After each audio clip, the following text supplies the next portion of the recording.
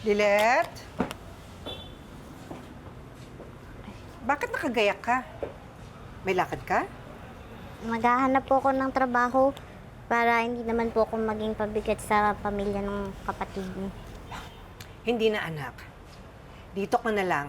Mas gusto ko na atupagin mo yung pagre-review mo para sa LET exam mo. At isa pa, meron palang nire-refer sa akin yung kumari ko na employer. Naghahanap daw ng stay out na kasambahay. Oh, may pagkakakitaan na ako. Pero Tina... Wala nang pero-pero.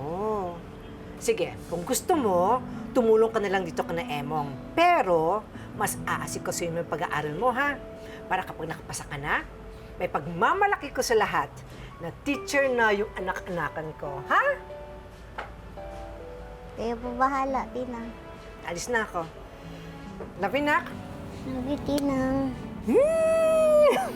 Ingat po. Bye-bye.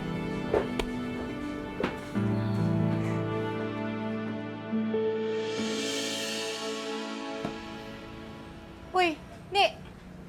Anong feeling mo, prinsesa ka dito? Halika dito. Lumapit ka nga. Ha, bawal dito ang tumutunga nga. At saka ang sitting pretty sa bahay na ito. Eh, hindi naman po kung tumutunga nga lang yung magre-review po ko para sa licensure exam ko. Ah, diba? Magre-review ka? Ano mararating dyan pa review-review yan? Ha? Mga nganak agad-agad ng pera? Alam mo, inaaksaya mo lang yung oras mo, te. Ang asikasuhin mo, maghanap ka ng mga gawain dito sa bahay. At saka dapat, pinagtatrabahuhan mo yung pagtira ninyo dito. Na? Sumama ka sa akin dun sa shop nang may pakinabang ka. Ha? Sakit mo sa mata. Nandiyan ka nakatunga nga. Alika na dito. Baba! Hindi ka na. Ano tinitingnan ko? Ayaw yung babagal-bagal. Oh. Ito na po. Salamat. Ah, ate, salamat. Uy! Tililit, ako na to, kaya ko na to. Naman, Kaya mo na akong tumulong, Melay, para may magawa naman ako dito. ano ka ba? Okay lang, ate. Sanay na ako dito, tsaka hindi ka naman trabador dito, no? Bisita ka namin. Kakahiya naman sa'yo. Thank you, ah. Nakakilala pa lang natin, pero ang bait mo na sa akin. Kagaya ng half-sister ko. Bakit? Iba sisterette ba ang peg? Hindi naman. Pero imbis kasi nakapatid yung tingin niya sa akin, katulong at utusan lang pagturi niya. My loves! Hello, my loves! Ang ganda mo naman, Tete. My love. Hindi, napadaan ako eh. Kasi Bakit? yung promise ko sa'yo. Ay! Di ba? Wala bang thank you, hug? Wala. Hug. Kasi ito na.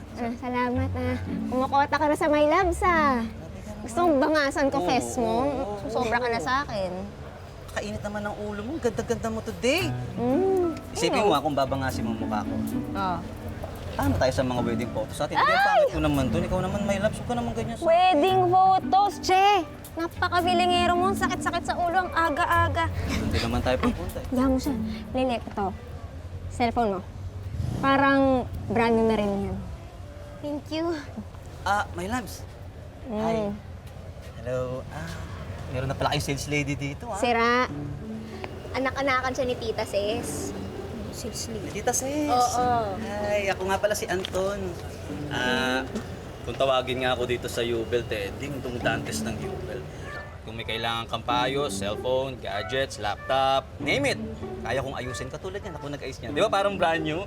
Hindi na lang sa akin yan, parang wala na eh. At hindi lang yun expert din ako. Kaya kong mameke ng mga dokumento at diploma. Uy, hala. Talented ako. Bad yun. Ano ba't yun?